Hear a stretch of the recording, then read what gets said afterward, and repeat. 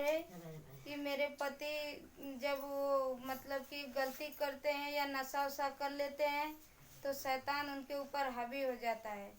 तो जो करे शैतान ही उनको पिलाता है, नशा कराता है। एक दिन वो पी लिए बियर और घर पे आए तो जब उनका शैतान सवार हो जाता है तो किसी को पकड़ने नहीं देता है। घर में बहुत तूफान मचाता है, बहुत हमारे घर में गम डाल देता है। इसलिए एक दिन आए वो तो वो जब नशा कर लेते हैं, बियर पी लेते हैं तो उल्टी करने लगते हैं। तो हम लोग जान गए, हमसे ही ज़्यादा झगड़ा करने लगते हैं। तो हमने जान गए, हमने प्रभु से मम्मी से बोले और हम प्रार्थना बैठाएं कहें कि मम्मी ऐसी ऐसी बात है। तो हम लोग प्रार्थना कर रहे थे, वो छत पे उल्टी कर रहे थे। हम प्रार्थना में बैठ के यही प्रार्थना कर रहे थे कि प्रभु मेरे पति बस छत पर से उतर के सो जाएं, वो भले खाना ना खाएं चलेगा लेकिन वो सो जाएं। कोई मेरे घर में तूफान शैतान न मचाने पाए, न कोई मेरे घर में गम डालने पाए। प्रभु वो बस उतर के वो सो जाएं तो मैं तेरी कलीसिया में गवाही दूंगा। हम लोग प्रार्थना करके जब उठे तो देखे वो आके घर में आराम से सो गए थे। वो सुबह उठे, इसलिए मैं परमेश्वर का कोटि कोटि धन्यवाद। आमीन।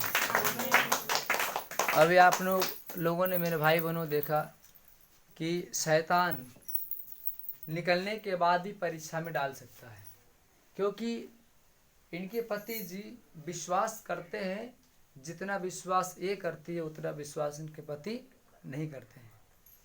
और ये जब कमी कब आता है, जब मनुष्य परमेश्वर को पास जाता है, जब ठीक हो जाता है, तो ठीक होने के बाद जब कलीसिया में आना बंद कर देता है। आपके पति की गवाही दिए कितने साल हो गया? बोलो। वो कभी गवाही देते ही नहीं है, गवाही देते ही नहीं है। और प्रभु कहता है यहाँ कि पे आते हैं तो बोलते हैं चंगाई भी मिलती है तो कहते हैं जाइए जाइए, नहीं आते हैं। कहते हैं कि जरूरी है कि वहाँ पे जाएंगे तभी चंगाई मिलेगी, हम यहाँ भी रहेंगे तभी चंगाई मिलेगी। हालेलुया। लेकिन यहोवा ने कहा है कि तू मेरी गवाह होगा, तू मेरा गवाह होगा। प्रभु कहता है कि मैंने तुझे चंगा किया है, तुम्हें बताना पड़ेगा लोगों को कि तू चंगा हो गया है। और चंगा किसने किया है? परमेश्वर। भजन संहिता अध्याय 103 में जब आप पढ़ोगे तो उसने कहा कि हे मेरे मन यहोवा को धन्य कहो, उसके उपकार को कभी भूलना मत। अगर आप उपकार को भूल जाएंगे, उसकी चंगाई दी हुई चीज को भूल जाएंगे, तो आप कभी भी शैतान के हाथ में पड़ सकते हैं। आप अगर यहोवा की प्रार्थना को भूल जाएंगे, कलीसिया आना भूल जाएंगे, या आप ब्रदर से बात करना भूल जाएंगे, या ब्रदर की संगति करना भूल जाएंगे, या आप कलीसिया में आना बंद कर देंगे, तो कभी भी शैतान आपको अटैक करके बीमारी में ले सकता है। क्योंकि आपने अधूरे सुधार की जो विपत्ति पढ़ा है, जब किसी मनुष्य के शरीर में से दुष्ट आत्मा निकल जाती है तो सूखी जगहों में विश्राम ढूंढती है। लेकिन जब मनुष्य भला चंगा हो जाता है तो यीशु का नाम लेने लगता है। लेकिन वही दुष्ट आत्मा निकली हुई बाद में आएगी जब आप प्रार्थना करना छोड़ दोगे, चर्च में आना छोड़ दोगे, वचन करना छोड़ दोगे, लोगों से बात करना छोड़ दोगे। वही शैतान जो निकला हुआ अपने साथ और दुष्ट आत्माओं को लेकर आएगी, और जो पिछली दशा से पहली दशा खराब हो सकती है। हालेलुया। क्योंकि देखेगी कि अब तो साफ सुथरा है, और तुरंत आके अपने तो अपने आएगी और 2-4-10 लोग को लेकर आएगी, और आपकी तबीयत इतनी खराब कर देगी कि उस समय क्या होगा? परेशानियाँ। वैसे इनके पति गवाही नहीं दे रहे थे, ये गवाही इनके पति नहीं दे रहे थे। बोलती थी कलीसिया में जाके गवाही दे दो, बोलते तुम जाके गवाही दे दो ना, हम नहीं जाएंगे। और अचानक बता रहे कि एक दिन के पति की इनकी बात है, मेरा पति दारू पी के आए और ऐसा हुआ कि इतना चोरी, मतलब इन लोग की चोरी, दोस्तों के साथ गए और चोरी से पी लिए।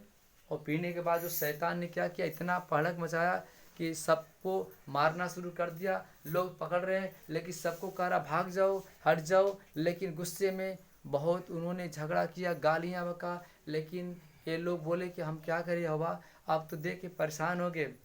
लेकिन ये लोगों ने कुछ भी नहीं कहा, केवल घुटना टेक कर जाके यहोवा से प्रार्थना किया रो रो के कि हे प्रभु, हमारे पति को प्रभु, वो जो छत पे चढ़ गया, बोला हम कूद जाएंगे, हम यहाँ से मर जाएंगे, हम छत पर कूद जाएंगे, मर जाएंगे, हमारे पीछे मत आओ।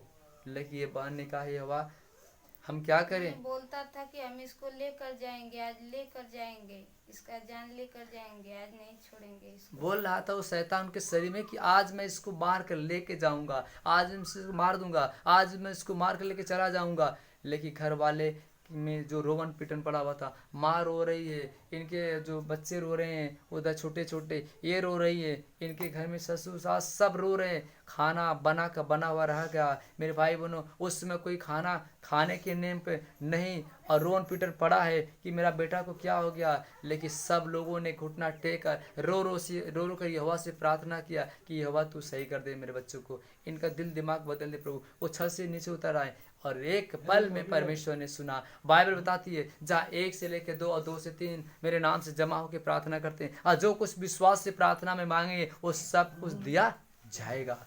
और इनकी प्रार्थना प्रभु ने सुना, और वो इनका पति उस छत से उतर के घर पे आराम से सोया, घर में खाना भी खाया और बातचीत किया। वो शैतान इनके पति के शरीर से हमेशा हमेशा के लिए निकल के चला गया। इसलिए हम परमेश्वर का धन्यवाद करते हैं।